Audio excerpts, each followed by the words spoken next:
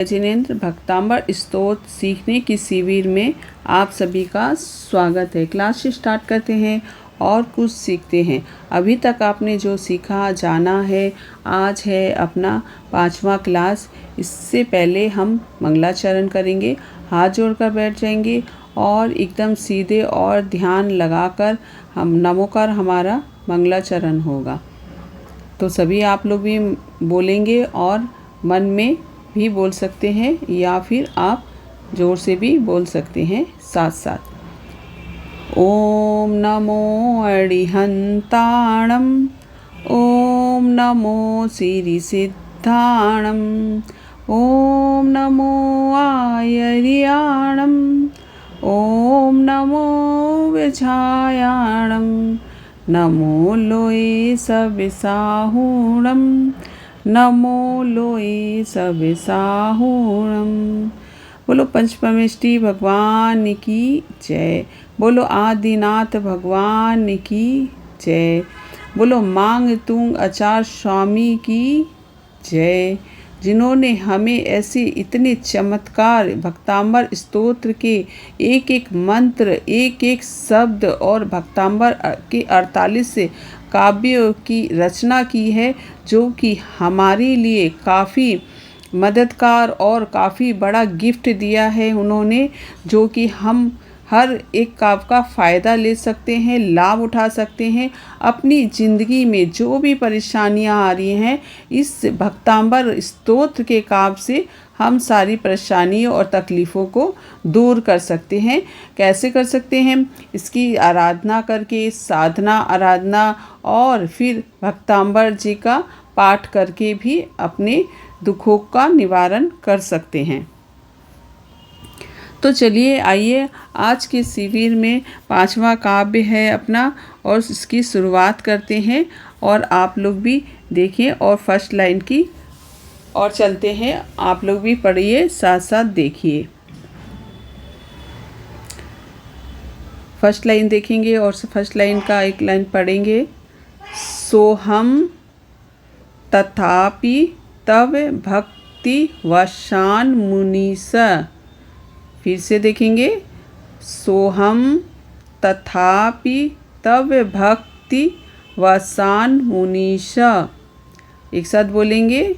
सोहम तथापि तव भक्ति वशान मुनीस। सेकंड लाइन की ओर देखेंगे। कर्तुम स्तवम विगते शक्तिरपि प्रवक्ता। फिर से देखेंगे। स्तवन विगते शक्तिरपि प्रवक्ता। तीसरा लाइन देखेंगे। पित्यात् वीरमविचार्य मृगो मृगेंदम। एक बार फिर से देखेंगे। आप लोग भी देखिए और पढ़िए। पित्तात्म वीरमविचार्य मृगो मृगेंदम। एक साथ बोलेंगे तीसरी लाइन को। पित्तात्म वीरमविचार्य मृगो मृगेंदम। चौथी लाइन की ओर देखेंगे और पढ़ेंगे लाइन को। नाभेति किम निज शिशो पलिपालनाथम। फिर से देखेंगे। नाभेति किम निज शिशो पलिपार्थनाथम। एक साथ बोलेंगे चौथी लाइन को। नाभेति किम निज शिशो पलिपालनार्थम। ठीक है,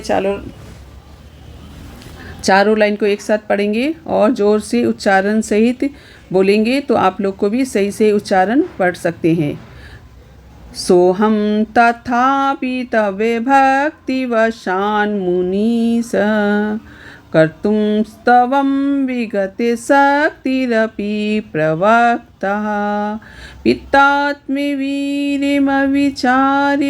मृगो मृगेंदम, नाभेति किम निज शिशो पलिपालनार्थम। ठीक है, ये तो हो गया अपने काव्य 5 के श्लोक। अब देखते हैं भावार्थ और इसके अनावर्थ। दोनों ही आपने देख सकते हैं और इसके एक एक चीज़ और एक एक शब्द कैसे हैं और क्या कहना चाह रहे हैं 5वां श्लोक, और अपने ये भावार्थ और अनावार्थ से समझ सकते हैं। मुनीश यानी कि हे मुनीश्वर, तथापि यानी फिर भी, अहम कैसे हैं, अहम यानी मैं, मांग तुंग आचार्य स्वामी अपने आप को बता रहे हैं कि हे मुनीश्वर, तथापि फिर भी, अहम यानी कि मैं, मांग तुंग स्वामी जी कह रहे हैं, सह यानी वह, शक्ति शक्ति विगत मतलब रहित होकर, शक्ति रहित होकर, अति मतलब भी, तब आपकी स्तवम यानी स्तुति, कर्तुम करने के लिए, भक्ति वश होकर, भक्ति वशत यानी भक्ति विवश होकर, प्रवृत्त तैयार हुआ हूँ, भक्ति का अविचार्य विचार नहीं करके, पित्तात्म यानी प्रेम वसत यानी कि प्रेम में होकर, निज शिशो अपने बच्चों की, परिपालनार्थम की रक्षा के लिए, अपने बच्चे के रक्षा के लिए, प्रेम के वश मतलब बस में होकर, अपने बच्चे के प्रेम में बस में होकर, किम यानी क्या, मृगेंदम यानी कि सिंह के सम्मुख, नाभेति नहीं आती है अर्थात आती है।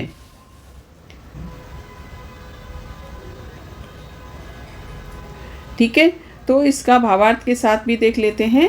हे मुनि जनों के आराध्य देव, हे मुनि जनों के आराध्य देव, यदि आपके अनंत गुणों का वर्णन करने की शक्ति मुझ में नहीं है, फिर भी आपकी भक्ति के बस हुआ मैं स्तुति करने के लिए प्रवृत्त हो रहा हूँ। जैसे कि हिरणी अपनी भी दुर्लभ कितनी भी दुर्लभ क्यों ना हो, यानी हिरणी कितनी भी दुर्लभ हो यानी उस कमज़ोर हो, किंतु अपने बेटे यानी अपने शिशु की रक्षा के लिए वात्सल्य भाव के बस में हो जाती है। यानी कि माँ बेटे बच्चों के लिए अपने कुछ भी करने के लिए तैयार हो जाती है, चाहे वो कितनी भी कमज़ोर क्यों ना हो। आक्रमण करते हुए सिंह का मुकाबला करने के लिए सामने डट जाती है। कैसे डट जाती है? क्योंकि वो अपने प्रेम के वस्तु यानी शिशु की रक्षा के लिए सिंह के मुकाबला करने के लिए भी सामने डट जाती है। इसी प्रकार मैं भी भक्ति के वश हुआ, आपकी भक्ति का विचार किए बिना, मुझे भी इतना ज्ञान नहीं है, लेकिन मुझे आपके भक्ति के में बस में होकर मैं आपकी स्तुति करने में प्रवृत्त हो रहा हूँ। यानी कि मैं भक्ति के प्रवृत्त यानी लीन हो रहा हूँ। चलिए, आपने जान लिया ये सारी भक्ति के भावार्थ, और ये काव्य आपके क्या काम आते हैं समस्याओं के लिए। ये आँखों की पीड़ा को हरने वाला ये काव्य है, और ये आँखों की कोई भी पीड़ा हो, आपके नेत्र से संबंधित कोई भी पीड़ा हो, उसके लिए ये मंत्र आपका श्लोक काम आता है। और आपको इसको कैसे लाभ लेना चाहिए, अगर आपके आँखों में प्रॉब्लम आ रखी है तो इसे कैसे आप इसका लाभ ले सकते हो। विशेष लाभ लेने के लिए आपको 7 दिन तक इसकी आराधना करनी चाहिए, 7 बार श्लोक बोलना चाहिए, और 108 बार रिद्धि व मंत्र की माला करनी चाहिए। इसके कैसे करेंगे, थोड़ा सा प्रोसेस और अच्छी तरह से बता देते हैं, जैसे कि आपको और ज़्यादा लाभ हो। आपको सामने एक तो 3 बतासे लेनी है। 3 बतासों को सामने में रख कर 21 बार मंत्र का व श्लोक का पाठ पढ़ना चाहिए। पढ़ने के बाद पानी में घोलकर, बतासे को थोड़े से पानी में घोलकर आपको खाली पेट पी लेना चाहिए, और सामने रखी हुई पानी को मंत्रित किए हैं उसे आँख में छींटा मारनी चाहिए। बाकी खाली पेट पानी पीने से भी आँखों का विकार शांत होता है। और चलिए, ये बात तो हो गई, आपको समझ में आ गया कि ये काव्य किस लिए है और क्या करने वाला है और क्या लाभ देने वाला है। इसकी सिद्धि मंत्र देख लेते हैं। अगर सिद्धि मंत्र की आराधना साधना आप करना चाहते हैं तो मैंने पहले भी वीडियो में बताया हुआ है, वो वीडियो वैसे प्रोसेस करके आप इस काव्य का भी साधना और आराधना आराम। सिद्धि मंत्र क्या है? रिद्धि मंत्र ओम रीम अरहम नमो अण तो ही जीर्णाणम झोम झोम नमः स्वाहा।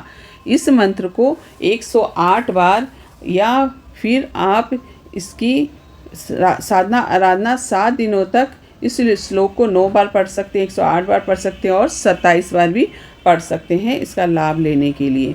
तो ये आँखों की समस्याओं की सारी मैंने बता दिया। और आपको नेक्स्ट वीडियो में अब 6 यानी कि छठा काव्य, छठा श्लोक के बारे में बात करेंगे। और छठा श्लोक क्या कहता है, और भक्तांबर स्तोत्र इतना चमत्कारिक स्तोत्र है कि इससे काफ़ी लोगों को लाभ भी होता है। और इससे अगर शुद्ध उच्चारण के साथ पढ़ा जाए तो इसके पूरी तरह से आप इसका लाभ ले सकते हैं। कितने लोगों को क्या कहते हैं कि भक्तांबर स्तोत्र का हम लोग पाठ करते हैं फिर भी कोई लाभ नहीं होता है। क्यों नहीं लाभ होता है? क्योंकि हम इसे सही तरीके से शुद्ध नहीं पढ़ पाते हैं और समय पर नहीं कर पाते हैं, और जो विधि होती है इसकी, इससे पूरी तरह से नहीं कर पाने के कारण हमको इसका पूरी तरह से लाभ नहीं होता है। मांगतुंग आचार्य जी ने कैसे 48 काव्य को तोड़े इस भक्तांबर स्तोत्र के एक एक काव्य से, तो क्या चमत्कारी काव्य नहीं है? अरे हम लोग ही कुछ ऐसी गलतियां टूटियां कर देते हैं कि इसका लाभ हम लोग पूरी तरह से नहीं ले पाते हैं। तो चलिए नेक्स्ट वीडियो में मिलते हैं काव्य 6 में। Thank you so much. जय जिनेंद्र सभी को।